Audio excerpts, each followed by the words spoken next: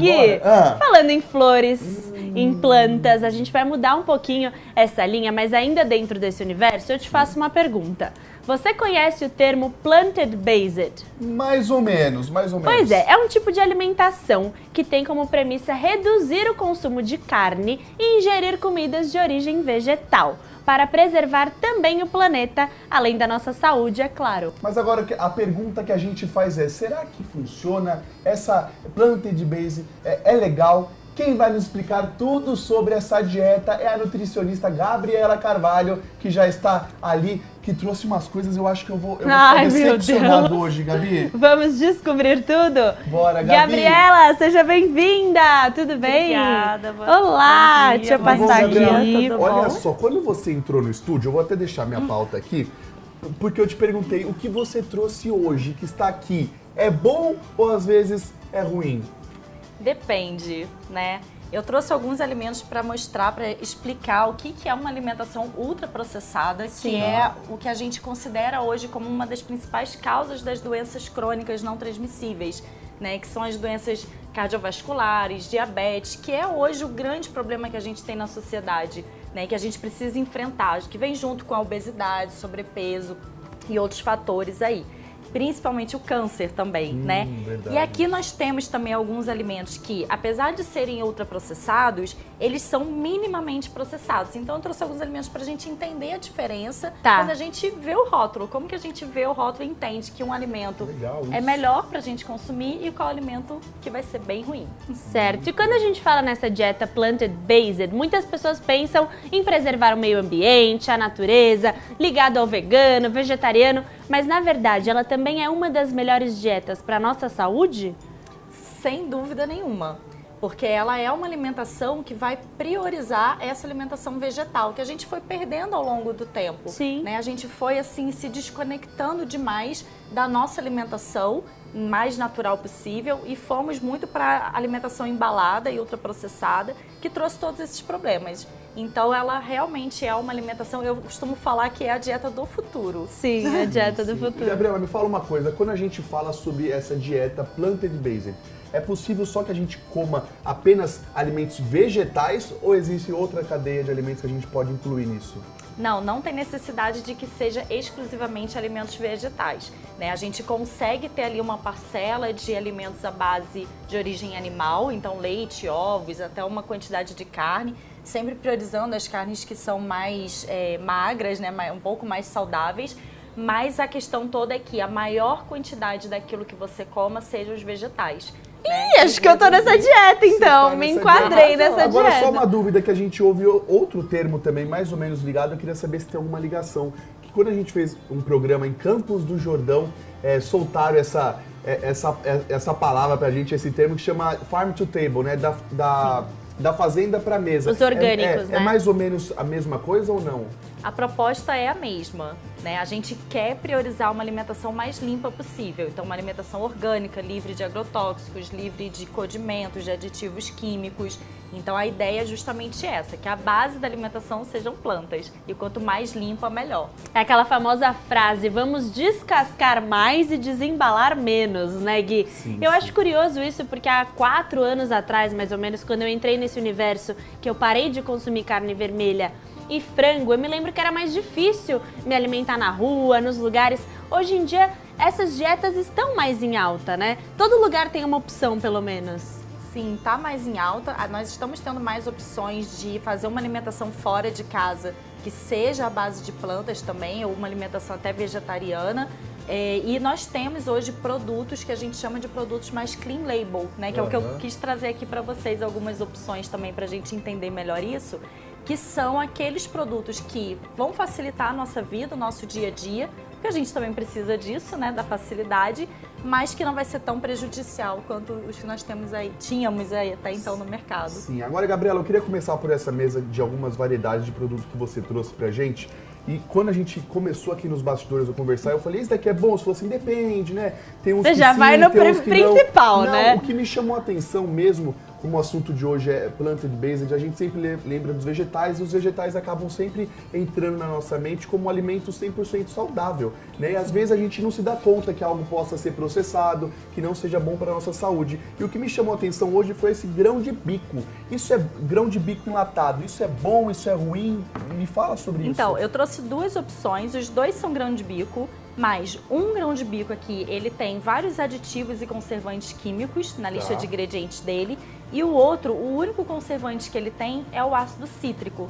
O ácido cítrico, quando a gente fala, a gente associa ali uma laranja, né, alguma fruta cítrica, porque ele é realmente um conservante natural. Sim, tem Então, vários sucos que tem como conservante o limão, né? Exatamente. Então nós temos opções. Esse aqui ele tem exclusivamente grão de bico e ácido cítrico, e o outro tem uma lista enorme de aditivos químicos e conservantes. Então não é simplesmente chegar na prateleira do mercado e achar que está sendo saudável, pegar qualquer milho enlatado, qualquer grão de bico, ervilha. Não é assim que funciona. Não é assim que funciona. A gente precisa aprender a ler a rotulagem. E a lista de ingredientes é um dos principais pontos que a gente tem que dar atenção.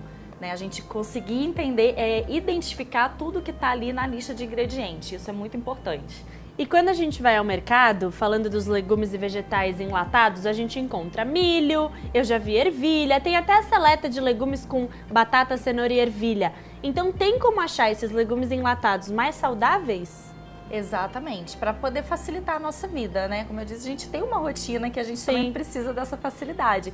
E aí, a gente lendo o rótulo, vendo a lista de ingredientes e você identificando, nossa, eu conheço tudo que está aqui nessa lista de ingredientes, ela não vai ser tão prejudicial para a sua saúde, né? É claro que não é comparado com alimentação limpa, com uma alimentação orgânica. Quanto mais in natura, que a gente fala, quanto mais você pegar ali o pé de alface, você pegar a couve, você comer ela na forma natural dela, melhor.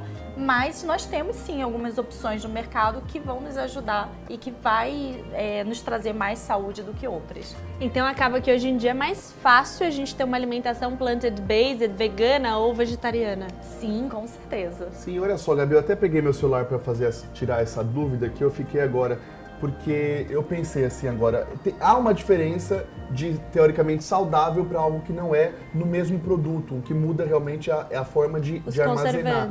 E esse daqui, que a Gabriela falou que é saudável, que dá pra gente utilizar no nosso dia a dia, é praticamente o mesmo preço do que é ruim. Exatamente. Então é realmente a forma de identificar na prateleira o que é bom e o que é ruim. Conhecimento, né? Sim. Exatamente. A diferença de preço não é tão grande. Até quando a gente compara hoje a alimentação orgânica, a gente vai numa feira orgânica, a gente consegue ter um acesso, se a gente for na safra, a gente consegue ter um custo dessa cesta, de cestas orgânicas, muito similar a você fazer uma feira num supermercado, por exemplo. Sim, sim. E às vezes até mais barato. Se você estiver ali na safra, estiver nos alimentos que estão mais favorecidos naquele momento, né, que está tendo uma produção alta em larga escala, a gente consegue ter um custo muito semelhante. Então não tem a justificativa de ser muito caro fazer uma dieta plant-based. Sim. A gente tem a justificativa da falta de conhecimento. Então por isso que é importante levar essa informação de que a gente precisa ler a lista de ingredientes. E eu me lembro quando eu comecei nessa caminhada de conhecimento mesmo da alimentação mais natural, eu segui um Instagram que ele postava vários pratos do dia a dia na versão vegana e vegetariana. Então ele postava arroz, feijão, brócolis, espinafre e mostrava o quanto é acessível, né? Sim, é muito acessível. E a gente também quebrar a crença, né, de que não é porque eu como carne que eu não posso experimentar um alimento que é vegano, um prato que é vegano, porque isso vai estar favorecendo a minha saúde. Sim. Então essas crenças que a gente cria também sobre alimentação vegana, é importante que a gente quebre isso. E se um casal, por exemplo, que come carne e o outro não come, vai junto no restaurante, experimenta os mesmos pratos, né? Faz essa interação porque ela é importante. É muito importante. Aliás, eu era meio restrito a isso a ponto de um dia eu comer o hambúrguer da Gabriela achando que era o meu e o dela era o hambúrguer de grão de bico e eu nem percebi. Me deixou sem hambúrguer. Olha, comeu vegetariano e me deixou sem, mas o bom é que você gostou e nem percebeu, né? Nem percebi, gente. A gente acaba comendo por achar que é de carne, há uma diferença, mas acaba hoje em dia a tecnologia está tão avançada. Mas tem uma questão também do seu paladar ser super aberto. Você come diversos legumes e verduras. Geralmente, o carnívoro que sente muita diferença é porque ele não come legumes, frutas. O Guilherme, ele tem um leque muito grande, ele gosta de todos os legumes, verduras, vegetais. Tem gente que não gosta, que come ali a carne, o arroz e pronto, né? O arroz. E a produção, quando a gente começou esse bloco, ela colocou umas imagens aqui lindas, apetitosas, sobre alguns alimentos. Gabriela, sorvete. E isso daí a gente acaba comendo pelo olho, mas no dia a dia, na prática, é saudável? Não é saudável. Esses são os alimentos que são ultraprocessados, né? E é essa base da alimentação que a gente tem hoje na população brasileira, e é isso que está levando a gente a estar no topo do ranking das doenças crônicas, de câncer, de obesidade, de sobrepeso, né? De já ter passado mais da metade da população com sobrepeso e obesidade. Então é nisso que a gente precisa combater. Esses são alimentos que têm muita palatabilidade, então eles usam muito a química para se tornar mais saboroso realmente e para viciar o paladar da pessoa. Aliás, produção, já pode tirar, que isso daqui tá me deixando com uma vontade de tomar um sorvete, comer uma batata frita, e não pode. E os embutidos, apareceu ali o peito de peru, a gente vai falar daqui a pouquinho sobre ele também, porque antigamente ele sempre estava presente em dietas mais, como eu posso dizer, menos calóricas, e parece que, na verdade, não é um bom alimento. Mas daqui a pouquinho nós vamos para um rápido intervalo, nós te esperamos aqui e você não sai daí. Já estamos de volta, o assunto continua neste bloco, a Gabriela continua com a gente. Aliás, as duas Gabrielas continuam com a gente. Lembrando que você aí de casa também pode participar do nosso programa, é só mandar um WhatsApp, pode mandar beijo, pode falar de onde você está nos assistindo, se você já é novo, se você é do público que acompanha a gente desde o início, é DDD 12 99252 4444. É simples, e também mande sua pergunta sobre o assunto de hoje, não é, Gabi? É isso aí, eu já tenho perguntas aqui. A Ana Lopes de Santana disse: bom dia, estou adorando o programa. Este casal é lindo, que Deus os conserve assim sempre. Um beijo, Ana. E ela falou assim, ó, pra Nutri: tenho no meu quintal couve e ora pronobis. Eu como isso quase todos os dias. Ora pronobis está aparecendo cada vez mais na alimentação, né? Eu não sei nem o que é isso. Ela vai te explicar. Explica aí, Gabi, pra gente. Ora pronobis, ela é uma plantinha que é de cerca viva. A gente fala que é uma cerca viva, porque ela tem uns espinhos e ela realmente cresce formando uma cerca, né? Que a gente chama de trepadeira. E as folhinhas, elas são comestíveis e têm um altíssimo valor nutricional. Ah, não. Produção, procura uma imagem aí pra gente na internet. De uma ora pronobis. Ora pronobis. Ora pronobis, por Minha favor. avó me deu um pezinho de ora pronobis, porque ela tem proteína, né? Sim, é riquíssimo em proteína, é uma das plantas que mais tem concentração de proteína e riquíssimo em vitaminas, minerais. Gente, essa eu não sabia baixo valor calórico, então para quem também tá querendo dar uma emagrecida é excelente. Olha, adorei! Gostei bastante. O Alex, de São José dos Campos, perguntou: quero fazer uma pergunta para a nutricionista Gabriela. Como a Planted Based pode ajudar a reduzir a hipertensão? Boa. Muito boa essa pergunta. Para a gente conseguir reduzir, a gente fala em reverter até esse processo de hipertensão, uma vez que ele era meio que colocado como uma doença crônica que você vai ter para o resto da sua vida, né? E hoje a gente vê que não tem necessidade de você se tornar escravo de uma medicação por conta da hipertensão. Claro que isso vai depender muito de cada um. Quando você tem uma alimentação que ela é baseada em plantas, a gente tem uma sinergia de nutrientes ali acontecendo, ou seja, todos os nutrientes acontecendo, e a gente tem uma redução, porque não há necessidade de consumir tanto sódio. Então a gente consome menos sal, a gente usa mais as ervas aromáticas como tempero, a gente utiliza mais essas plantas, o sabor natural da comida, para realçar esse sabor ao invés de ficar utilizando condimentos. Só aí, Gabriela, me fala uma coisa. Como que a gente faz para começar a ter uma alimentação mais saudável, baseada nessa planted based? A gente deve mergulhar de cabeça, ir de uma vez por todas ou ir aos poucos? Como que funciona? Isso vai muito de cada um, né? Vai ter aquelas pessoas que precisam, né, dessa disrupção, precisa de, a partir de amanhã, minha alimentação vai ser completamente diferente. Virar e a mudar, chavinha. virar a chavinha mesmo. Tem pessoas que têm essa necessidade, que têm essa personalidade. Tem outras que não, que precisam ir com calma. Eu gosto muito de dar uma sugestão de: começa a frequentar mais as feiras, né? Vai na feira da cidade, vê quais são as opções que tem ali e sempre se desafia de estar comprando algo diferente. Algo que você não conhece, que você nunca viu, ou que você experimentou já faz muito tempo, ou que você nunca preparou, alguém preparava para você e vai aprender como preparar, ou alguma coisa que você experimentou e achou que, eu comi, não gostei, nunca mais eu coloquei no meu prato. E assim você vai aumentando a sua diversidade alimentar.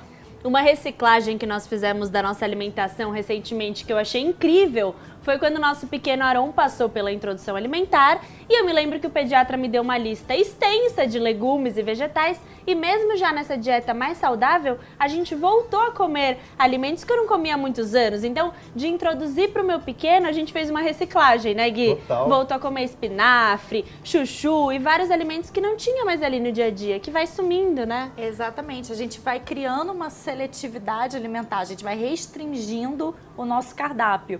E aí a gente, quando passa por uma situação dessa de que precisa fazer uma introdução alimentar para um bebezinho e que a gente tem que explorar essa diversidade, a gente acaba relembrando, trazendo algumas memórias, né? Então, provavelmente lembrou de alguma vez que comeu espinafre, de como que comeu, e aí eu vou tentar fazer do mesmo jeito como eu comia antes.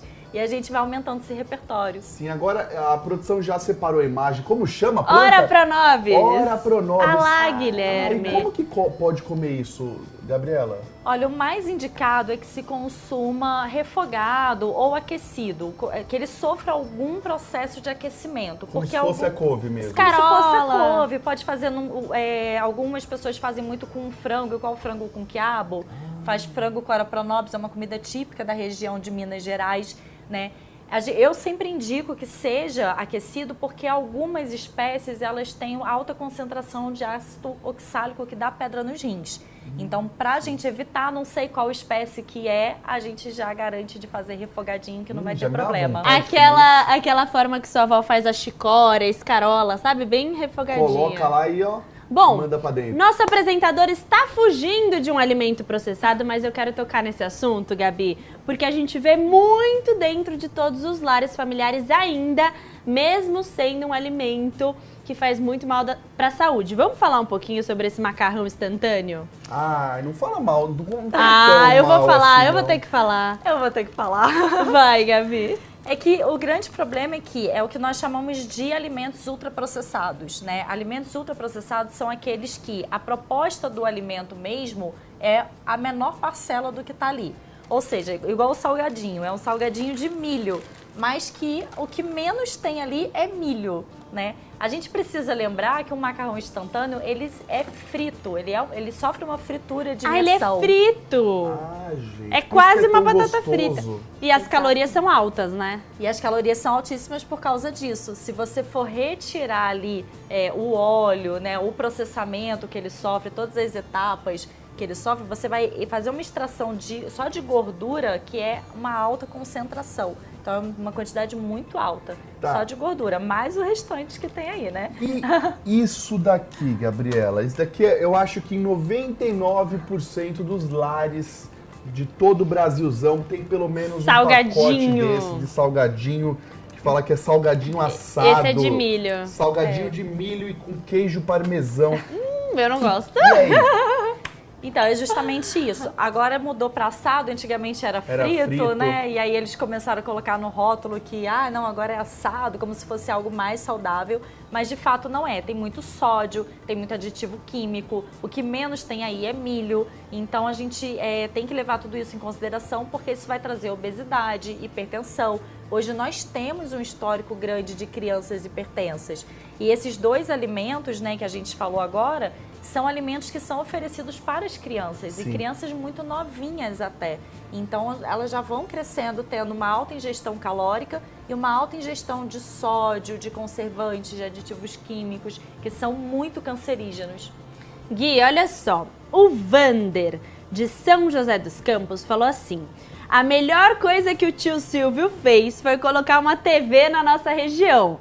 E ele tem um recadinho pra você. Ele diz: Gui, lá na minha chácara tem ora Pronobis e minha mãe sempre faz um chazinho com ela. Olha, um beijo, Vander. Beijo. Obrigada pela mensagem. pelo carinho, então também dá pra fazer chá, essa eu não sabia. Dá pra fazer chá também. Olha, mas eu Dá fiquei pra fazer na comida mineira. Você gostou do frango com refogado. refogado. Meu Deus do céu. Bom, eu tenho mais uma pergunta que eu achei super interessante. O Antônio Júnior de São José diz: onde é possível eu encontrar hambúrgueres plant-based? Eu quero saber se eles têm um sabor similar à carne de boi. Igualzinho. Alguns. Alguns. Tem um que falam que é uma carne mais futurística, né? Um negócio mais aguçado. E eu vou te falar realmente, como ele chama? Antônio. Antônio, eu comi o hambúrguer da Dona Gabriela inteiro e não percebi. Mas tem alguns que são mais de legumes mesmo, né? Eu gosto de quinoa. Eu costumo falar que nós temos públicos para as duas propostas. Então, nós temos aquelas pessoas que gostam muito de carne,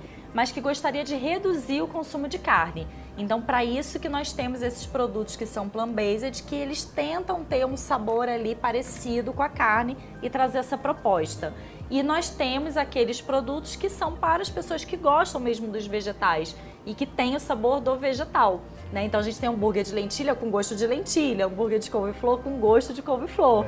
Né? Mas temos também as opções que tentam ter uma aproximação. Lembrar que não é porque é um hambúrguer à base de plantas que ele não é um produto ultraprocessado, porque ele pode ter uma alta concentração ali de condimentos que são químicos e que também vão ser prejudiciais. Então a leitura do rótulo ela é importante. Cai nesse mesmo princípio do grão de bico, né? Um hambúrguer de plantas ele pode ser bom ou não. E aí por conta disso está tendo uma discussão de colocar na rotulagem um produto que é plant-based para a gente conseguir identificar aquele que é 100% plant-based, que ali não tem conservantes e aditivos químicos, daqueles que tem. Que essa informação também vai ser bem importante no futuro. E o que não falta é opção. Eu já comi hambúrguer de beterraba, de feijão. Hoje já tem várias, vocês conseguem encontrar por aí, né, Gui? É verdade. Gabriela, muito obrigado pela sua presença de hoje aqui no Vale Demais.